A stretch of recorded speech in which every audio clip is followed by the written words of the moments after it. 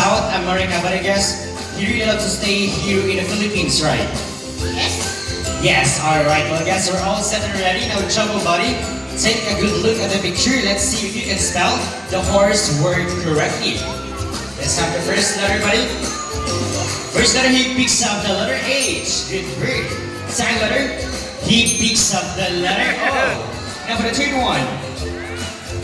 And he picks up the letter R. Now, fourth one, Jumbo. And he picks up the letter S. Now for the last letter, buddy. You can do it, Jumbo.